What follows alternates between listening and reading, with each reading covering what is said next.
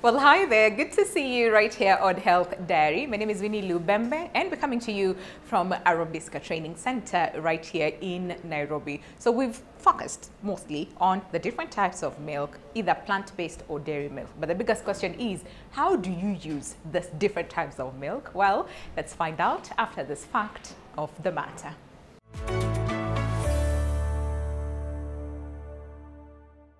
Milk is an excellent source of calcium and other essential nutrients. There are many modified milks available, such as skimmed milk and lactose-free milk. Drinking milk may be good for bones and even weight loss. Flavored milks, reduced fat varieties for children over 2 years are preferable to soft drinks and fruit drinks, but should be had in small amounts because they have high amounts of added sugar.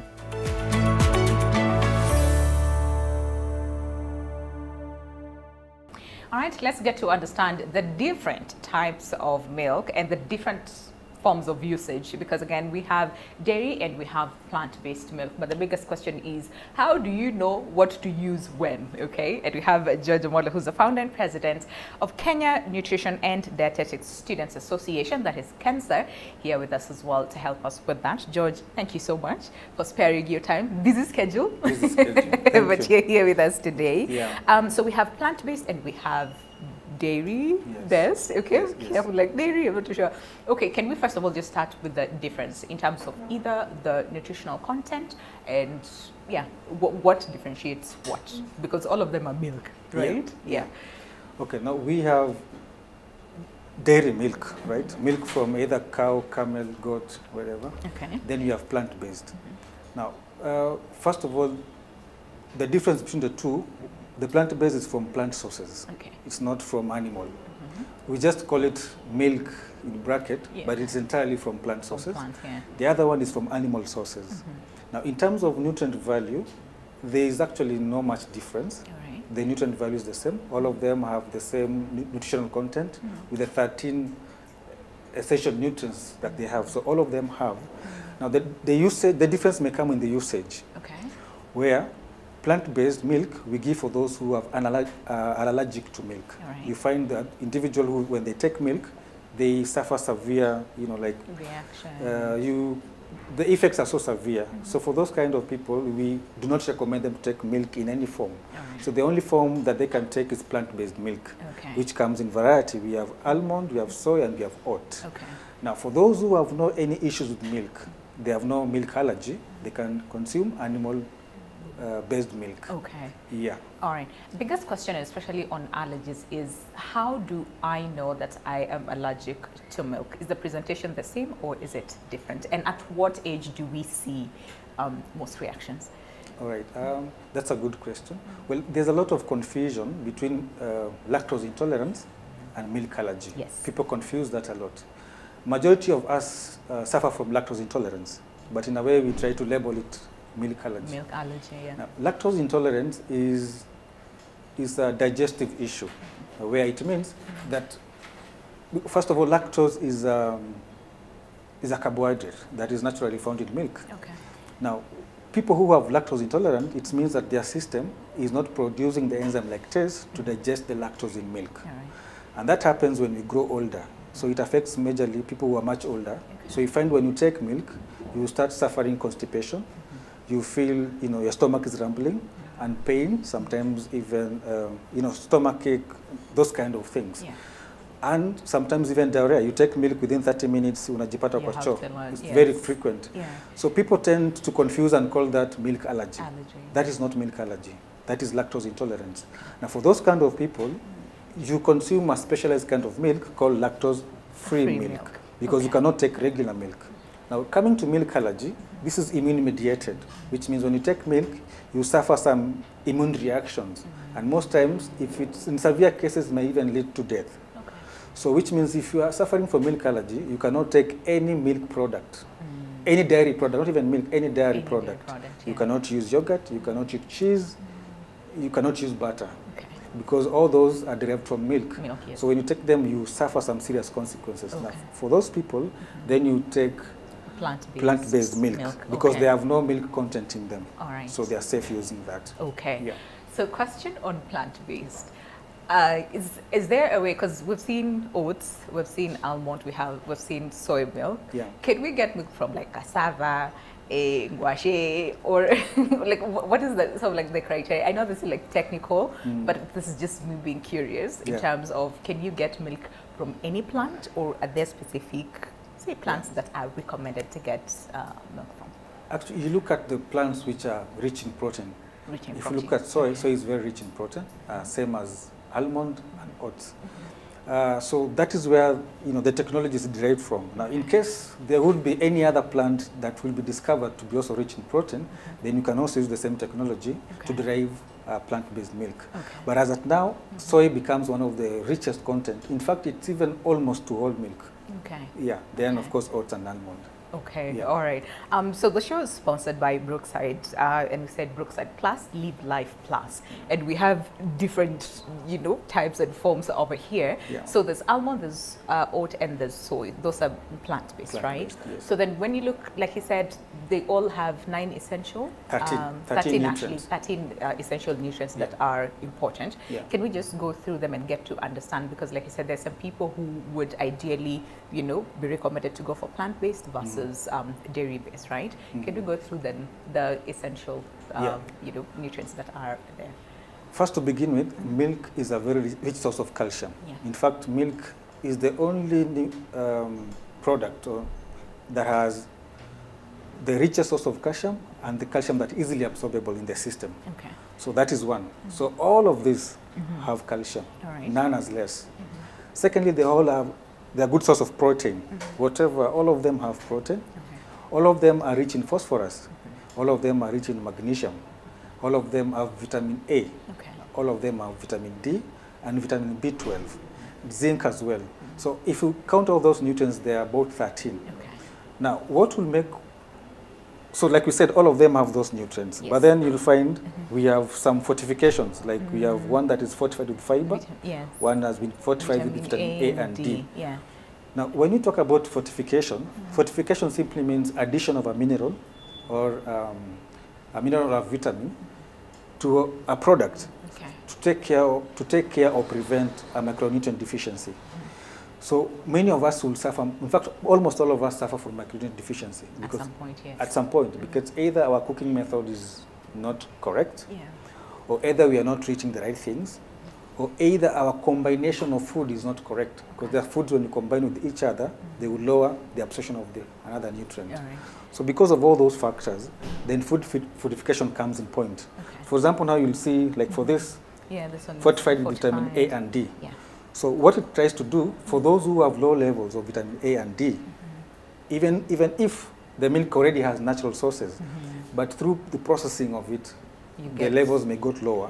So you have to fortify with A and D. If you come to fiber, this has been fortified with fiber. This is very good for those who want to work on their weight.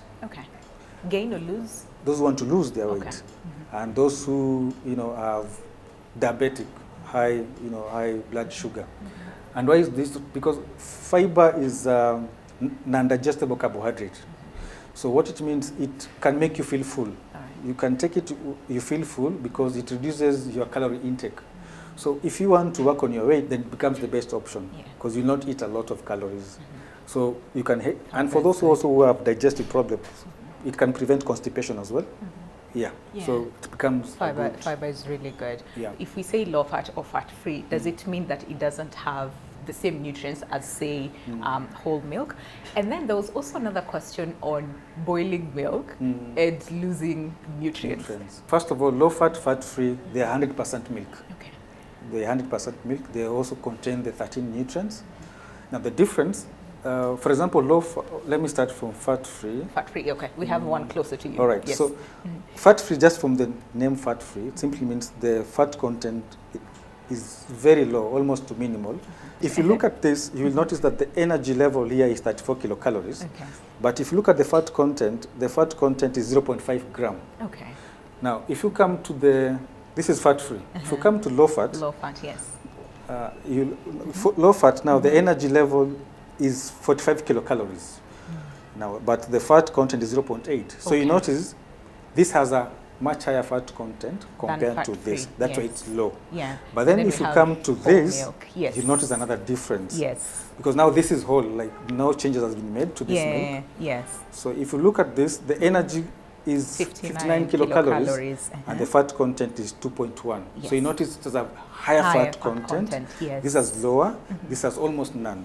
Okay. So now, we recommend this for those who have what we call diet restrictions, especially for those who are sick in the hospitals, who maybe have been advised to consume less cholesterol. But when it comes to like smoothies, pancakes, just taking it like regularly on the meal, what is advisable where? Because remember on the previous episode, we talked about the pairing, you know, of the food, you know, when it comes to milk and the food. So what works best where? Okay. Yeah. In terms of what you can use which milk for, actually all of them you can cook tea. Okay. Yeah, that's what really? We can use like oats and almond and soy. It's milk, right? And then just cook your tea. Oh, interesting. Yeah. The problem is that the only difference, the low fat and fat-free, unajua haina mafuta, it has no fat. Yeah. So there's no cream. So sometimes that taste may not be there. That heavy taste may not be there. Yeah. But it doesn't mean the nutrients are kuna. It's still milk, the nutrients are there. Okay. It's just that the calories are much lower to check on your weight. Okay. Yeah. But you can do smoothies with them. You can do pancakes with them. Yeah. In fact, plant-based usually much more preferable. But then it depends with your preference. Are you lactose intolerant? Then you choose. That is when the difference comes. Yes. Do you suffer from milk allergy? If yes, then you go for your plant-based. Yeah. Are you checking on your weight and stuff? Then yeah. Okay. For the boiling, and I think I'll take this as your parting shot because we have to release you. Yeah, sure. Yes, so boiling, are we, you know, depriving ourselves of some nutrients or not? No. For example, when vitamin A and D, usually they are heat stable, but sometimes we talk about overheating. Okay. Eating for a longer period of time may reduce the quantities of those nutrients. By warm heating is okay. There's no problem. We are talking about over. Sometimes you find people who overdo things, which may affect the content. Okay. Yeah. You know, we were told growing up, chemusha maziwa mpaka ijemuke inini viju.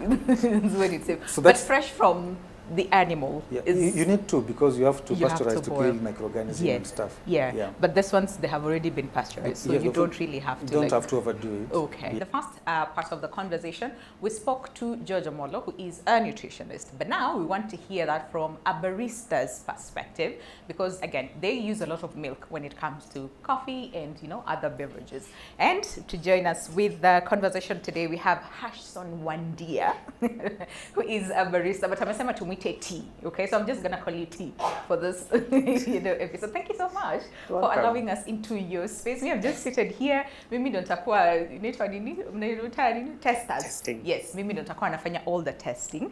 But really, thank you so much for making the time, right? So you use a lot of milk when it comes to making coffee. And what other beverages do you guys make that you require milk? Of course, we make milkshakes and smoothies, which still requires milk. Okay. All right. Apart from that, we also make iced coffees. You make iced coffees and as well? chai. Yeah. Yes. You know, we are a tea-loving country, yeah? So chai lazima. Yeah. So then when you make all this, what is it that you consider when it comes to milk? Because again, like we said, we have plant-based and we have dairy-based, right? So what is it that you consider for specific beverage when it comes to milk? In most cases, there is no consideration because every customer comes with a preference of the milk. Okay.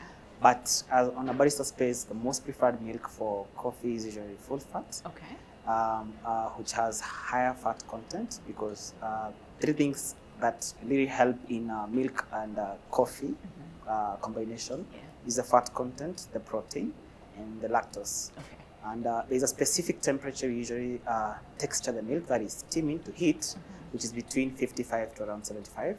At this point, the three components in milk combines very well, and when you mix it with an espresso or coffee, it gives you the best taste of the coffee. Okay, because George told us a little bit about overheating. Yes. You know, when it comes to milk. So then, what happens when you underheat or you overheat? Does that influence the texture? Yes, sure. Okay. It does. So when you underheat, well, these things haven't combined very well, because they're still separated. If you underheat, they haven't combined very well, so they're not going to be the best in terms of taste profile. Again, when you overheat, they tend to separate. Okay. So most time, if you drink milk, it tastes slightly like water. Let me just say that in code because they're already separated. All right. It's not that harmonized of the fats, the vitamin, and the lactose. Yes. Oh, interesting. Okay, so whole milk is mostly preferred because Yeah. it has enough fat content that even if you heat, you won't interfere. So you're gonna create something you call milk foam. Okay. So that will help baristas in most cases in terms of presenting their art in the cup of coffee. Because baristas we artists, you know. Yeah, we see that a lot. We see that, and now we're seeing people actually having their own images and pictures of the coffee. Very true. Yeah, I'm curious if you can do that. So texture is important and fat is important. Yeah. So what do you want to use today? Because So- we have variety. The show is sponsored by Brookside. You know Brookside, eh? Brookside Plus, Live Life Plus. We have a variety for you. We brought all of them to you. Thank so you which very one much. do you want to use? So to begin with, I'm gonna begin with full fat, which is the daily best. Okay, all right. One of the best milk I know. So we're gonna begin with daily best. Gonna make a specific cappuccino, Okay. and then I believe it's gonna taste nice. So to begin with, I'm just gonna have the milk in a steaming jug. Do I have to like run? No. Because I saw what you were doing earlier. I'm like, ugh. You're safe. Okay. Yeah, sure. All right. Is there a way that I can help? I want you to sit there. Okay. Enjoy. We just say pretty. Yes. Okay. All right. So and also just let us know like the steps that you take. Yeah, sure. So to begin with, usually we begin with an espresso machine, Yeah.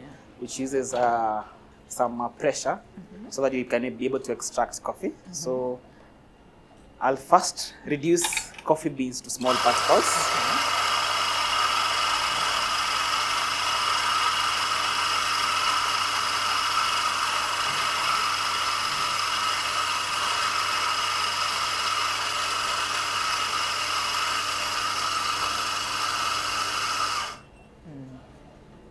Then the next thing I'm going to do is even my pack with what we call a distributor. Okay. Why do Then- you have to like do that?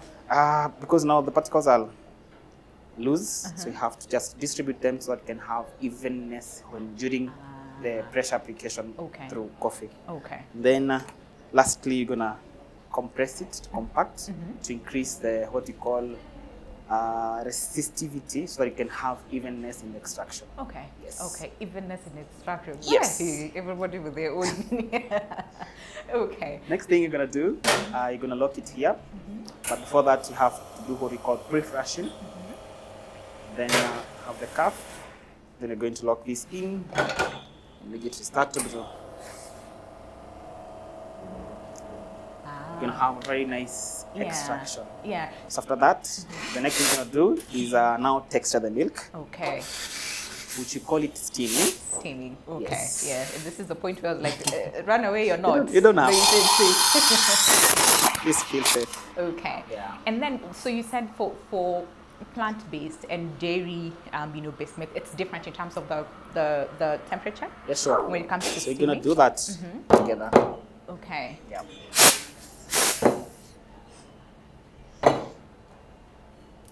Like, So just sharing the milk a little bit, okay. so I can present some art capsule. What is that? Because I've had a lot of like. So usually you want to make sure that you kill some bubbles in the milk. Okay. Yes. So Okay. next Alright. thing, we have our extraction here, which is an Okay. espresso. Uh-huh. Then we're gonna combine the two by just pouring. You just do a bit of swirling to even. Looks really good. Then just gently pour. It's going to do just simple heart here for you. That is so perfect. Like, okay, how are you able? Yes, I was about to ask how you're able to do that, and then I'm like, yeah, he's a barista. What else do you? What else do you expect? Oh, look at that. That's really. So that is one on whole milk. The daily milk, yes. Right. Yeah, sure. Okay. This is whole milk, right? Yeah, sure.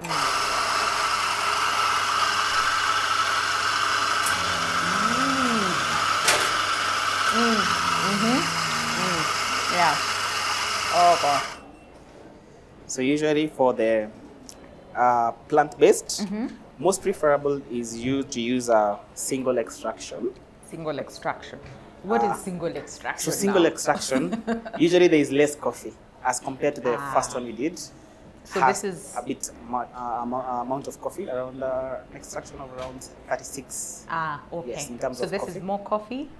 Yes, less because milk. the milk has fat. So when you combine these two, it gives you the harmonious of the combination of it. But now for the plant-based, because it doesn't have a lot of fats, so you usually use as a less amount of coffee, so that you can be able to balance in the milk together with the coffee. Oh, interesting. Okay, I'm curious. This is really good, and there's no sugar in it. This is really, really good. So same process, right? But Same now the process, but extraction, it's a like bit you said, different, is a single.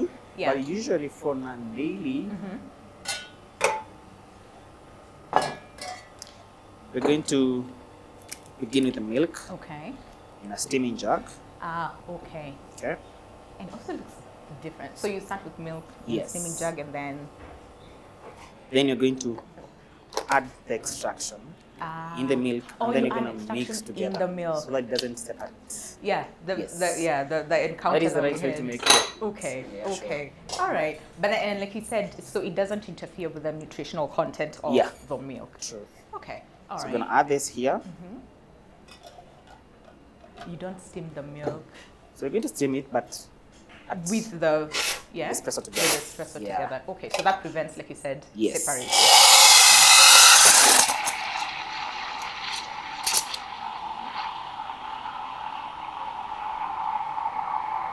And what temperature did you say you do that for? Between 55 to 65. 55 to 65. Okay. But for whole milk, you did? Whole milk, I can do 65 to maximum 75. Oh, okay. So that it doesn't separate. So this one you just serve it as it is. So there's no presentation. There's no presentation. There's no art. There's no. Yeah, it looks actually really good. It does look really good. I was scared I'm gonna have like a coffee overload in my system. Absolutely. This looks really, really good. Yes. That looks good. Okay. All right. Me as the tester again. Please enjoy.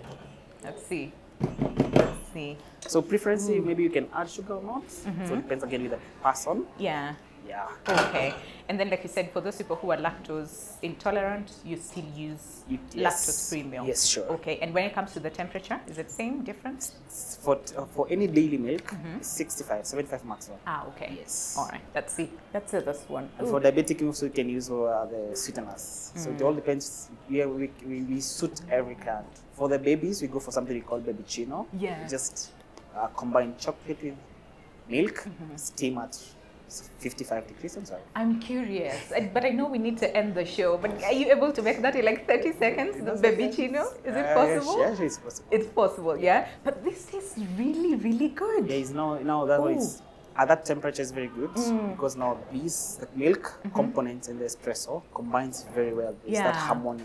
Yeah, and we have to end the show, unfortunately. What is it that you want someone then to understand when it comes to the coffees and milk and what to use at what point, and that's special consideration because you want to enjoy your coffee, right? Or your milkshake, or you say what, baby? Baby chino. Baby chino. Yeah, so what is it that you'd want people to know? That's your camera as I enjoy this. This is really good. Yeah, so for the combination of coffee and milk, you need to understand the ratios of combining what you call the espresso with the milk, so you can give the client, and that encourages a lot. In terms of milk consumption, in terms of coffee consumption, because in Kenya sometimes I feel bad we produce good quality coffee, but rarely do we drink coffee as much. Yeah. So that is understanding the skill, the knowledge of combining the milk and coffee. It's going to elevate us as a country in terms of our coffee sales, in terms of our milk, and that is barista skills. Yeah, barista skills. Hey, the Amefuka show, okay? So me, it's just to say, time now for you to take a look at this health tip as I enjoy this cup of coffee.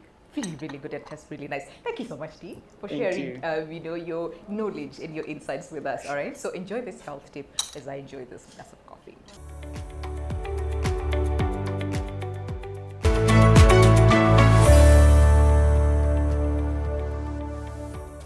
On today's health tip, we note that mothers in the informal sector can also express the blessed milk and store it and carry it home as they go home. They can store it for 8 hours.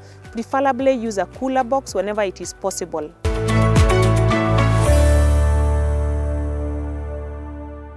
Well, what a conversation we had today on Health Diary as far as understanding the different ways that you can use milk, either to make your smoothies, to make coffee, to make milkshakes and ice creams and, you know, all those things. But if you have any other question, engage with us on our social media handles down at the bottom of your screen. But for now, allow us to say goodbye. My name is Winnie Lubembe, and a special thanks to Arobiska Training Center for hosting us today. Until next Sunday, cheers.